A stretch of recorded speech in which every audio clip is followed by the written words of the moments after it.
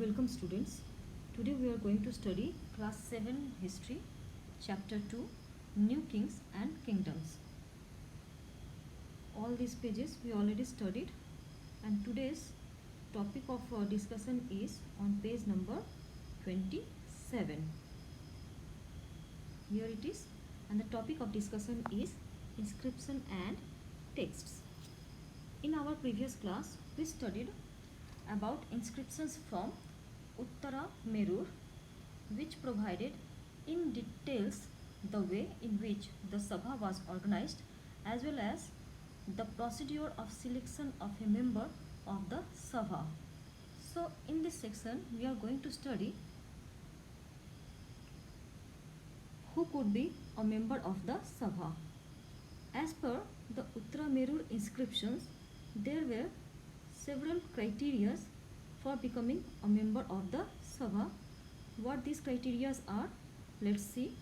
The first criteria is all those who wish to become member of the Sabha should be owner of the land from which land revenue is collected.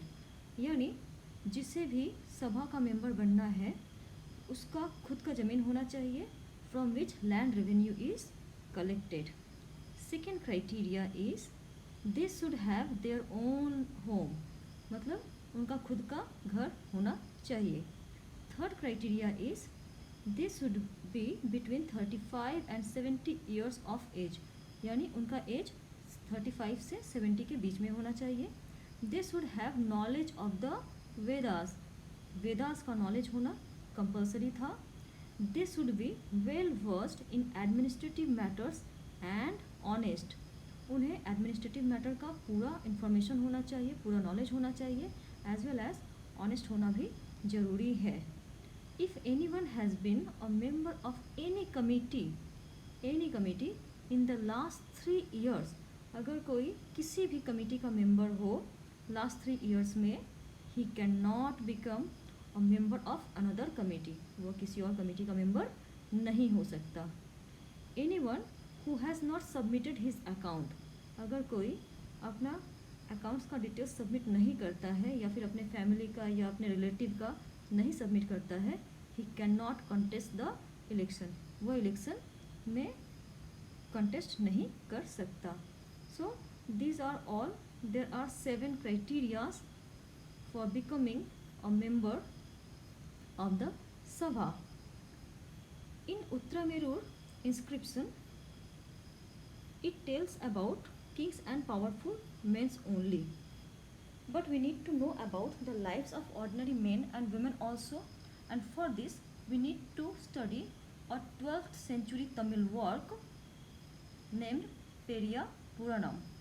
Periya Puranam में अदानूर एक place का नाम है.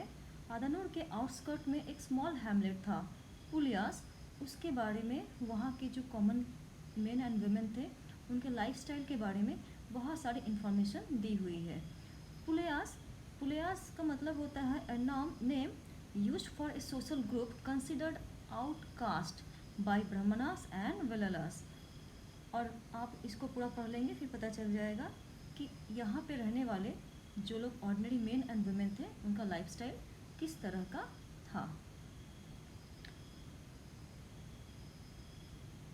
Now the next section is it is about China under Tang dynasty. China के ऊपर Tang dynasty का control था. In China an empire was established under the Tang dynasty which remained in power for about 300 years. यहाँ पर Tang dynasty का power 300 years तक था, from 7th to the 10th century. Its capital, Xi'an, was one of the largest city in the world, and it was also visited by Turks, Iranians, Indians, Japanese, and Koreans. The Tang Empire was administered by a bureaucracy. Tang Empire का administration कौन चलाता था? Bureaucrats चलाते थे. And these bureaucrats were recruited through an open examination. इनका recruitment एक open examination के through में हुआ था, which was open to all who wished to appear for it. ये एग्जामिनेशन सबके लिए ओपन था, जिसका भी इच्छा हो वह उसमें पार्टिसिपेट कर सकता था. This system of selecting official remained in place with some changes till 1911. Officials को सिलेक्ट करने का यह जो प्रोसीड्योर था यह अप टू 1911 तक ऐसे ही था.